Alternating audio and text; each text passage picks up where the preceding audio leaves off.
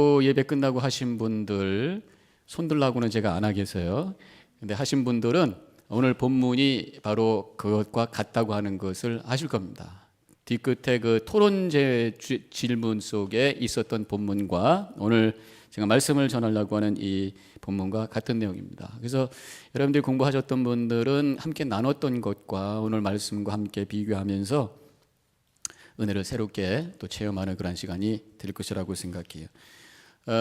그 말씀을 한마디로 요약을 하면 어떻게 되느냐는 그런 질문이 있었죠. 그래서 대부분 아마 염려하지 말라 이렇게 하셨을 것이에요. 물론 맞습니다. 그런데 사실은 또 좀 더 익스텐드를 한다면 염려하지 말고 하나님 나라와 그 의를 구하라 라는 그런 말씀이에요. 염려하는 자리에 머물러 있는 것이 아니라 더 나가서 적극적으로 우리가 해야 될 것은 하나님 나라가 의를 구하는 삶을 살아야 된다는 거예요. 그렇게 살 때 또 염려를 극복할 수 있다는 것이에요. 그래서 제가 오늘 말씀은 하나님의 나라와 의를 구하라는 그런 제목을 갖게 되었습니다.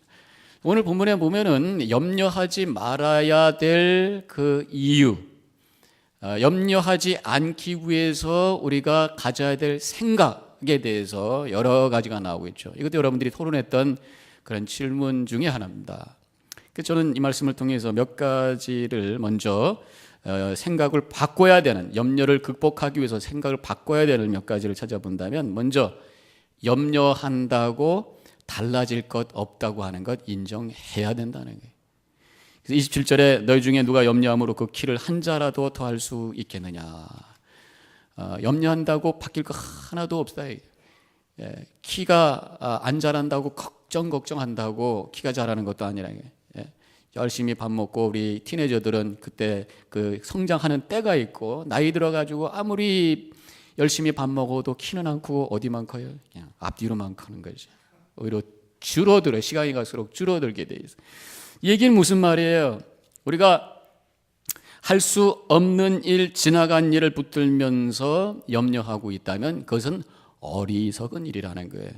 근데 많은 그 연구 자료에 의하면 사람들이 염려하는 것을 통계를 내 가지고 정리한 자료들이 뭐 다양합니다만은, 제가 찾아본 바에 의하면 이런 얘기를 합니다. 아직 일어나지 않은 것에 대해서 걱정하는 그런, 우리가 염려하는 그 내용 속에서 현재 문제도 아니고 앞으로 일어날 것도 아닌데 일어날 거라고 생각하면서 걱정하는 것들이 40%라는 거예요. 그리고 이미 지난 일, 사고가 났다든가 이미 저질른 일, 되돌이킬 수 없는 그 문제를 가지고 염려하는 것이 또 30%, 벌써 70%가 됐잖아요. 그 다음에 별것도 아닌데, 중요한 것도 아닌데 그 사소한 일 가지고 잠 못 자고 걱정하는 것들이 22%, 벌써 82%가 됐잖아요. 82, 92%. 그 다음에 절대로 바꿀 수 없는 것에 대해서 걱정하는 것이 4%. 그래서 걱정할 필요도 없고 걱정한다고 해도 나아질 것도 없는, 소용이 없는 그 문제를 가지고 씨름하는 것이 우리가 걱정하는 것의 96%. 그 얘기는 4%만 도움이 되는 걱정하고 있다, 그런 얘기입니다. 그것만 알아도 우리가 그것을 내려놓고 거기서 우리가 극복할 수 있는 그런 길이 열리기 시작을 하는 것입니다. 그런데 문제는 사람이 가만히 있으면 그냥 걱정 근심으로 흘러가는 속성이 우리 안에 있다라는 거예요. 그것은 바로 죄성 때문에 그런 거예요. 죄성은 우리로 하여금 부정적으로 만들고 또 염려하게 만들고 또 미워하게 만들고 불평불만하게 만드는 그 어떤 것이 우리 속에 있다는 거죠. 그래서 믿음이라는 게 뭐예요? 바로 하나님의 말씀을 듣고 영적인 세계가 열려야 그것을 극복할 수 있는 길이 열리기 시작한다는 거예요. 그래서 우리는 기도해야 된다는 거예요. 염려할 때 해야 될 것이 뭐냐? 기도해. 기도할 때 불필요한 것, 해도 필요 없는 것, 해봤자 소용없는 이런 모든 염려를 내려놓게 되고, 그래서 하나님의 뜻 가운데 승리하는 삶을 살게 된다고 하는 것을 믿으시기를 주님의 이름으로 간절히 축원합니다. 또 한 가지는요, 적극적으로 그 생각을 좀 하셔야 돼요. 믿음의 생각을 해야 되는데, 그것은 뭐냐? 하나님이 책임져 주신다. 이건 믿음이 아니고서는 나올 수 없는 생각이에요. 믿음이 아니고서는 안 되네. 오늘 예수님께서 26절에서 말씀하시기를 공중의 새를 보라, 심지도 않고 거두지도 않고 창고에 모아들이지도 아니하되 너희 하늘 아버지께서 기르시나니. 예수님께서는 이 자연을 가지고 말씀을 많이 하셨잖아요. 그래서 우리가 자연을 일반 계시라고 그러죠. 성경은 특별 계시라고 그러고, 자연은 하나님께서 또 우리에게 주시는 말씀과 계시가 있는 또 하나의 방법이잖아요. 그래서 하늘의 새를 보라, 또 들에 있는 백합화를 보라. 그 하나님께서 다 입히시고 먹이시고 그러는데 뭘 걱정이냐, 그런 말씀이란 말이에요. 이번 주는 조용하던데 지난주 일부 예배 시작하기 전에 교회 안에 들어오는데 그 양쪽에 있는 나무가 호랑이 가시나무에, 그 호랑이 가시나무에 참새가 막 수십 마리가 달라붙어가고 보이질 않는데 소리가 들리는데 짹짹짹짹짹짹짹 얼마나 시끄러운지. 그래서 얘네들이 무슨 얘기할까 잘 들어보니까 밥 먹었냐, 밥 먹었다, 너 뭐 먹었냐, 벌레 먹었다, 뭐 이러는 것 같아요. 그런데 제가 거기서 어떤 느낌이 들었냐면, 이번 겨울에 얼마나 추워요.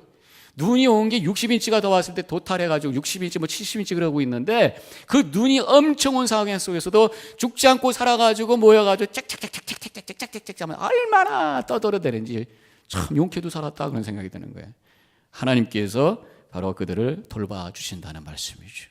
이렇게 하나님께서 생명을 주시고 생명을 책임지시고 생명을 돌봐주시는 분이 바로 우리 하나님이시라고 한다면 우리가 걱정할 게 뭐냐는 것이죠. 특별히 우리 자녀들을 우리가 낳고 키우는데 너무 걱정하다 보면 나중에 애를 오히려 더 잘못 키울 수가 있어요. 너무 걱정하다 보면 애들을 내가 그냥 잡아버리게 되죠. 내가 손으로 너무 붙잡게 되면 애들을 내가 컨트롤하게 되고 오히려 거기서 애들이 빗나가게 되는 경우도 있습니다.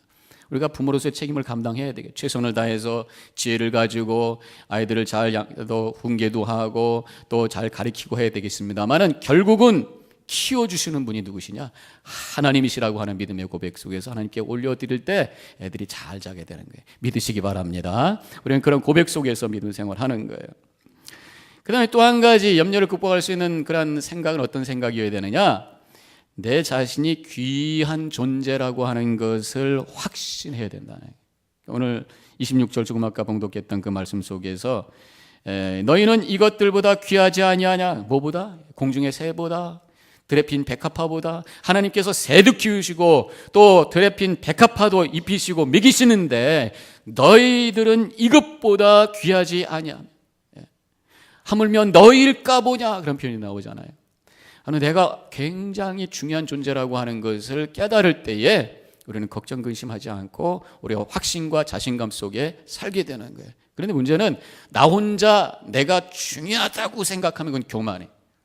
하나님 앞에 엎드려서 하나님이 주시는 말씀과 그 은혜로 인해서 내가 중요한 존재, 하나님의 사랑받은 하나님의 자녀, 딸이라고 하는 것, 아들이라고 하는 것을 깨달을 때 와지는 귀한 그 고백과 체험을 통해서 염려가 또 걱정이 사라지는 그런 축복된 삶을 살게 되는 거죠. 우리는 십자가를 볼 때마다 들어야 될 것이 있어요. 하나님께서 내가 너를 사랑하노라, 내가 너를 위해서 죽었노라, 너는 이만큼 귀한 존재이노라 하는 그런 말씀을 들어야 돼요. 우리의 죄성으로 말미암아 우리 속에 와지는 게 뭐냐? 교만이라고 하지만 교만에는 이게 하나의 양면이 되어 있습니다. 교만 같지만 그 속에는 열등감이라는 게 있어요. 그래서 그 열등감 때문에 오히려 걱정, 근심이라고 하는 증상들이 생기게 되고, 그래서 우리 삶에 조그만 문제가 생겨도 그것이 크게 확대가 되고, 중요하지 않은 문제 가지고 걱정하고, 이미 지나간 것 가지고 걱정하고, 오지도 않을 것 가지고 걱정하고, 걱정, 근심이 팔자가 되고 인생 사는 경우들이다. 왜? 그 속에 열등감이라는 것 때문에 그렇다는 거죠. 그러나 우리가 예수님을 진정으로 믿고 십자가를 진정으로 깨달은 자는 십자가를 통해서 내가 예수님의 보혈을 흘려서까지 나를 구해주신 귀한 존재라고 하는 것을 깨닫고, 십자가 위에서 하나님께 내가 너를 얼마나 사랑하는지 아느냐라고 하는 그 음성을 들으면서 나에 대한 확신을 갖게 되고, 그래서 자신감 속에 살아나가게 된다면 걱정과 근심을 이길 수 있는 능력이 우리 가운데 생기게 된다는 거예요. 믿으시길 주님의 이름으로 간절히 축원합니다.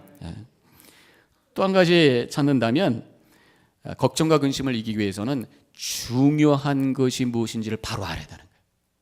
중요한 것이 뭔지를 모르기 때문에 인생이 뒤죽박죽되면서 갈등이 오면서 그것이 얽히고 설키면서 걱정과 근심이라는 게 만들어진단 말이에요. 그래서 오늘 본문의 말씀에서 33절에서 이걸 우리 다 같이 함께 읽겠습니다. 시작. 그런즉 너희는 먼저 그 나라와 그의 의를 구하라. 하나님의 나라와 하나님의 의를 구하는 것, 그 앞에서는 또 하나님과 재물을 섬길 수 없느니라, 두 가지, 세 가지, 양다리 또 세 다리 막 다리 막 인생을 막 펼쳐놓는 것이 아니라 하나님 또 하나님의 나라, 이것이 나에게 가장 귀한 것이고 최고의 것이라고 하는 믿음 속에서 우리 인생을 한 줄로 만들어야 돼요. 인생은 심플해야 됩니다. 복잡한 게 아니에요. A simple life is a happy life라는 말도 있어요. 그래서 믿음이라고 하는 것은 군더더기 다 잘라내고 하나님을 중심으로 하나님 나라의 가치를 추구하면서 그 다음에 모든 것들을 한 줄로 쫙 끼어서 나갈 때에 그 인생이 평안하게 되고 오히려 거기서 힘이 생기게 되면서 미래과 비전을 향해 힘차게 나가게 되는 거예요. 그럴 때 중요한 게 뭔지를 알게 되고 그 다음에 그래서 세상 것과 물질적인 것에 매이지 아니하고 우리가 살게 되는 거예요. 어린아이들이 막 인생이 다 꺼진 것처럼 울 때가 있어. 보면 걔 우는 모습 보면요, 아주 인생이 다 끝난 것 같이 울어요. 근데 알고 보면 별거 아니에요. 사탕 하나 때문에 우는 거예요. 사탕 하나 때문에. 걔에게는 사탕이라고 하는 것이 가장 중요한, 별거 중요하지 않은 거 가지고 중요한 거라고 생각하는 그것이 바로 어린아이의 모습이라는 거예요. 성숙할수록 중요한 거의 가치가 점점 높아집니다. 그래서 우리 믿는 사람들은 이 세상의 물질적인 것을 초월하는 영적이고 거룩한 것이 더 중요하다고 하는 것을 고백하면서 하는 거예요. 그때 이 세상의 문제를 초월할 수 있는 능력이 생기기 시작하고 걱정과 근심이 아닌 열정과 평안으로 우리의 심령을 채우게 된다고 하는 거예요. 믿으시길 주님의 이름으로 간절히 축원합니다. 그래서 오늘 우리가 함께 말씀을 제가 이제 나누려고 하는 본론은 뭐냐면, 원래 메시지는 뭐냐면 이 하나님 나라와 의가 뭐냐 그런 얘기예요.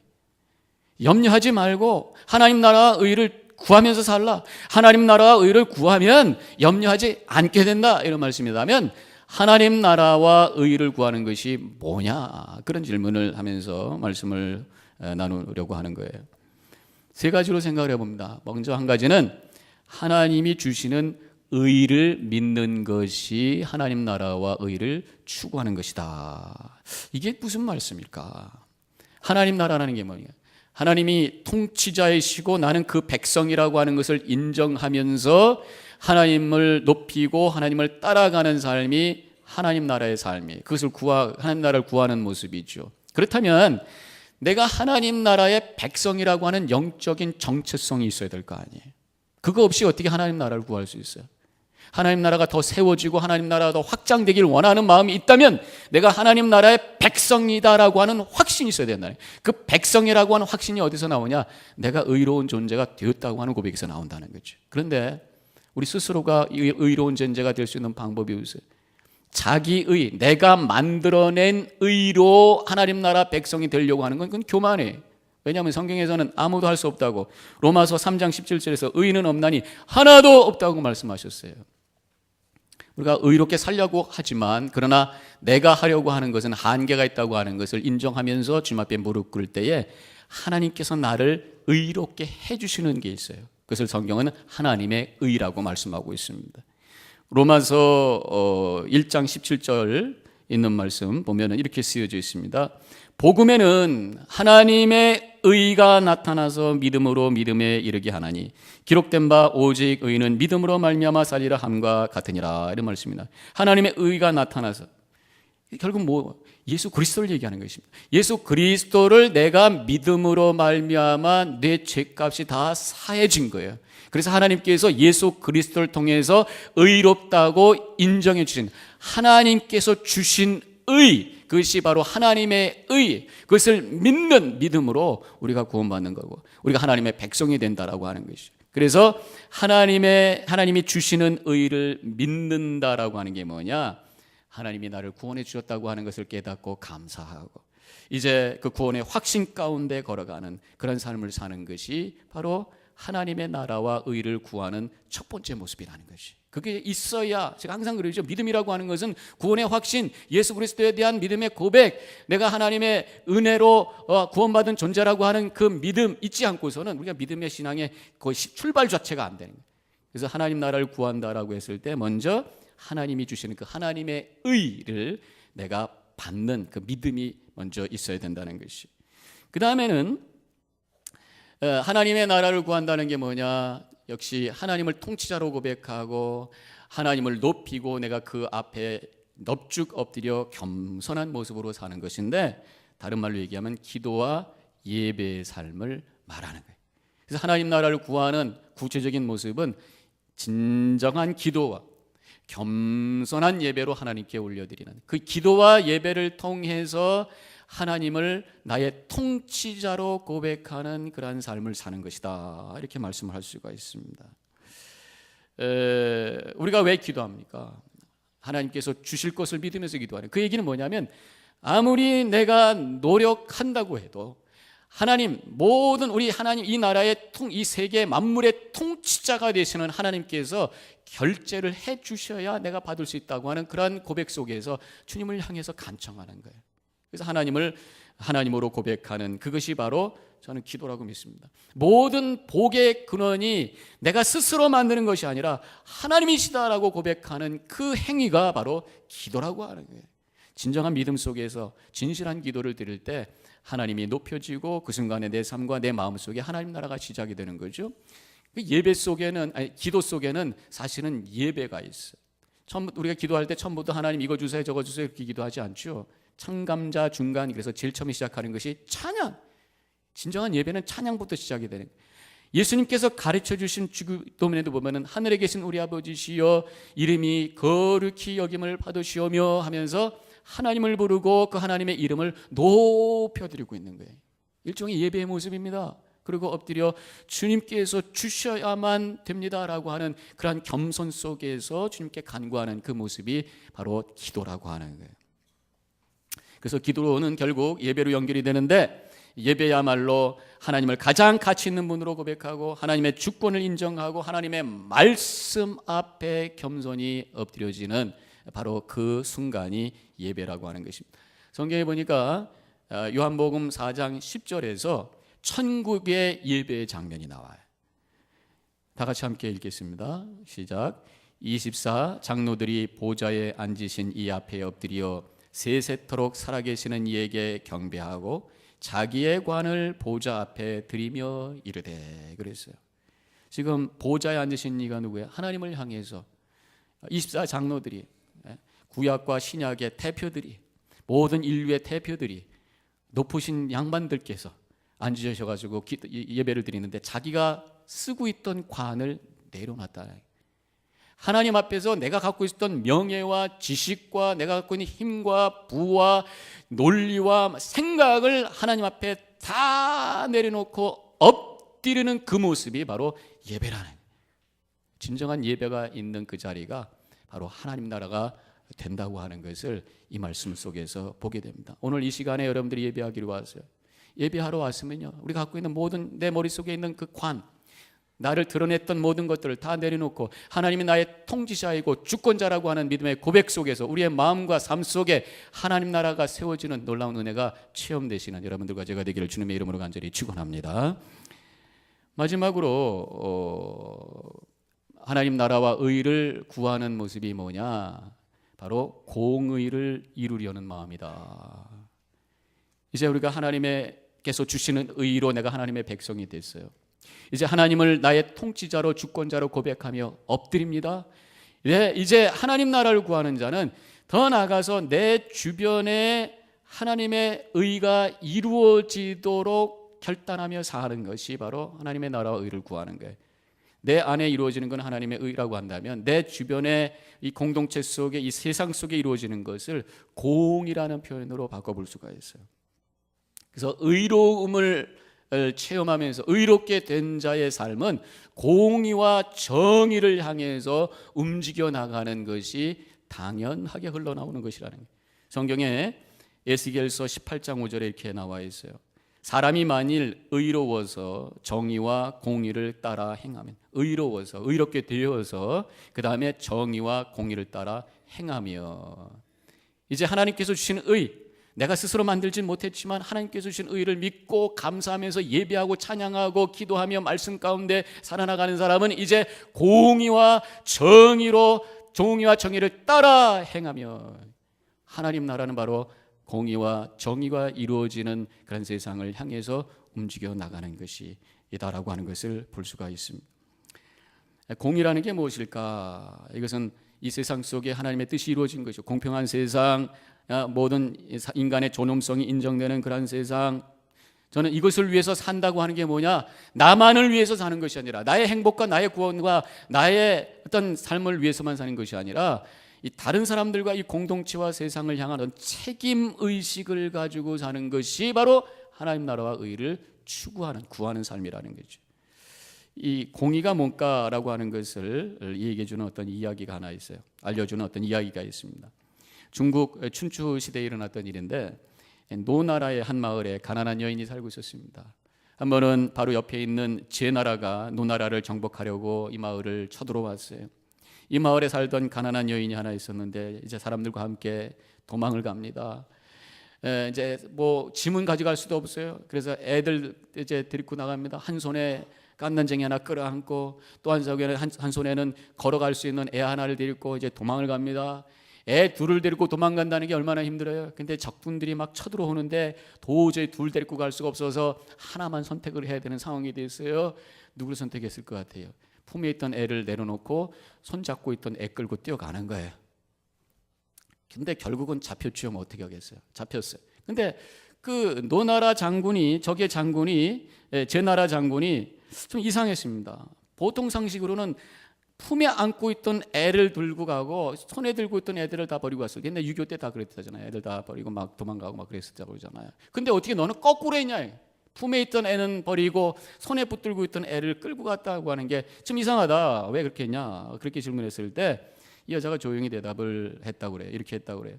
내가 품에 안고 있던 내 애기는 내 애기요. 내가 손목을 잡고 있던 애기는 내 형님의 아이입니다.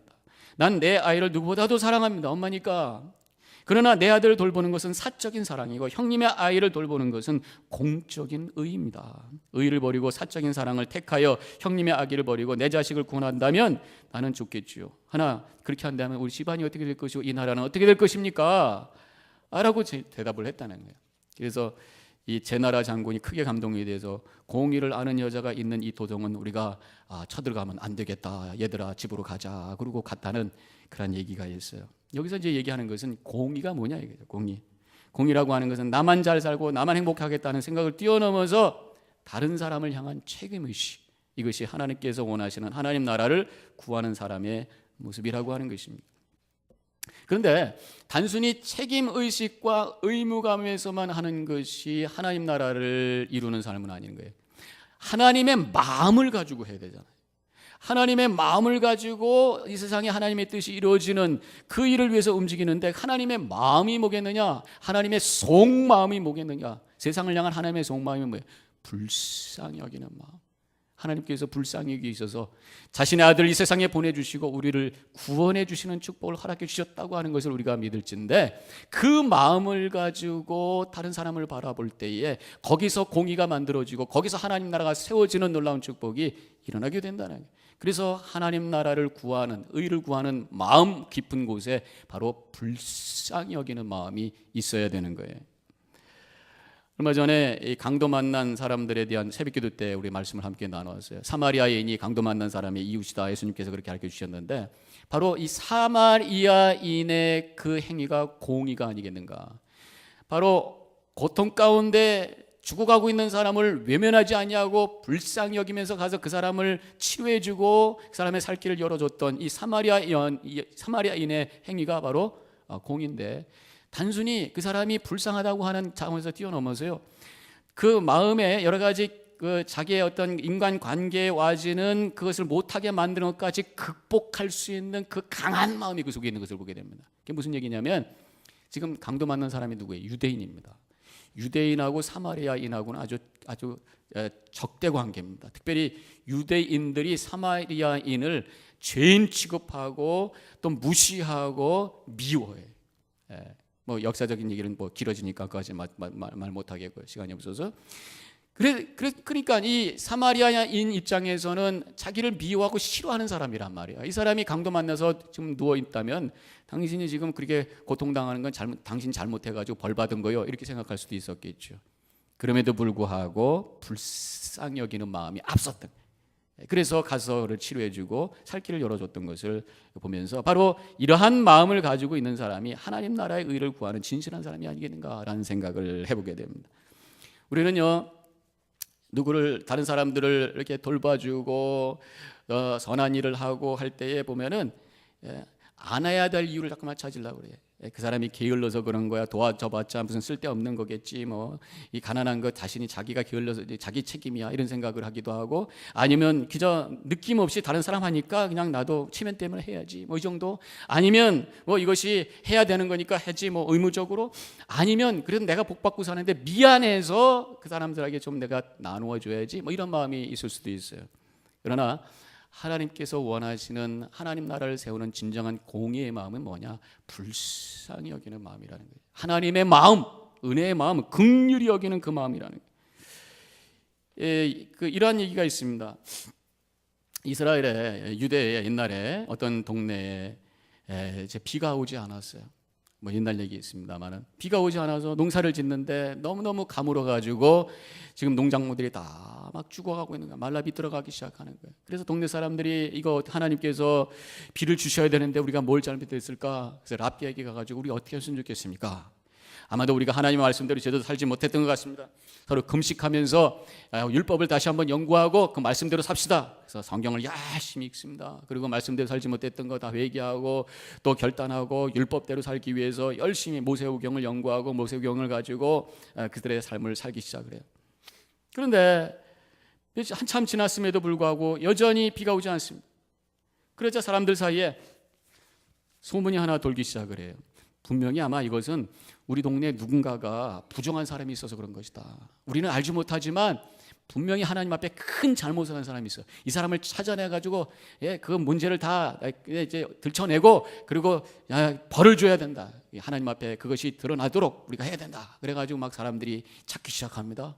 근데 한 사람을 찾았다고 고발을 해가지고 이제 랍비한테 온 거예요.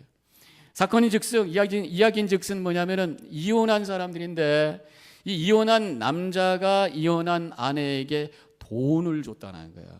이것이 발견이 돼가지고 이것이 율법적으로 큰 잘못이다, 부정한 행위다 그래가지고 데리고 왔대. 이게 무슨 얘기냐면 율법적으로 보면은 이혼한 사람은 더 이상 완전히 100% 남남이라는 거예요. 그래서 서로 만날 수도 없고 서로 봐도 눈길을 주면 안 되는 그 정도란 말이에요. 그런데 돈을 줬다라고 하는 것, 특별히 남자가 모르는 여자한테 돈을 줬다고 하는 것은 이거는 성매매밖에 없다는 거죠. 그러니까 이건 성매매로 취급해가지고 하나님 앞에 아주 불결한 일을 했기 때문에 벌 받아야 된다. 그리고 이제 끌고 와가도 두 사람을 랍비 앞에 탁 던져놓고 랍비여 심판을 하시고 벌을 주셔야 됩니다. 그렇게 얘기를 했을 때 이 랍비가 한번 그래도 공정한 재판을 위해서 본인의 얘기는 들어봅시다. 그리고 얘기를 하도록 합니다. 이 남자가 얘기합니다. 내가 사실은 사랑했던 사람입니다. 그런데 가족적인 여러 가지 문제가 있어서 우리가 헤어질 수밖에 없어서 이혼을 했지만 이 얘기를 들어보니까 이 여인이 이혼한 다음에 잡도 못 가지고 또 결혼도 하지 못했고 그래가지고 돈도 없었고 너무너무 비참하게 살고 있다는 얘기를 듣고 내 마음이 견딜 수가 없어서 그저 그 여자 살려주겠다는 그런 마음 때문에 그냥 불쌍한 생각 그 하나 때문에 돈을 주었을 뿐입니다. 저는 다른 거 없습니다. 그저 불쌍해서 한 것이 제 행동의 동기가 다입니다. 믿어주십시오 했을 때 우르릉 쾅쾅 하면서 하늘에서 비가 싹 쏟아졌다는 이런 얘기가 있어요. 하나님께서는 바로 불쌍히 여기는 그 마음을 받기를 원하시니 불쌍히 여기는 그 마음을 통해서 하나님 나라가 확장되고 하나님의 공의가 세워지는 그러한 은혜를 하나님께서는 베풀기를 원하신다라고 하는 것입니다. 나만 위해서 사는 것이 아니라 하나님 나라를 구하고 의를 구하는 사람은 하나님이 주신 의를 감사하고 하나님을 높이고 더 나아가서 하나님의 마음을 가지고 불쌍히 여기는 마음을, 긍휼의 마음을 가지고 주변 사람들을 향해 팔을 뻗치는 그 모습이 하나님 나라를 구하고 하나님의 의를 구하는 모습이라고 하는 것입니다. 그것을 통해서 하나님 영광 돌리시고 우리 모든 성도님도 그러한 삶을 통해서 하나님 영광 돌리시고 염려를 극복한 삶을 통해 하나님의 큰 구원의 역사를 이루어가는 축복된 삶을 살아가는 모든 성도님과 제가 되기를 주님의 이름으로 간절히 축원합니다. 기도하십시다.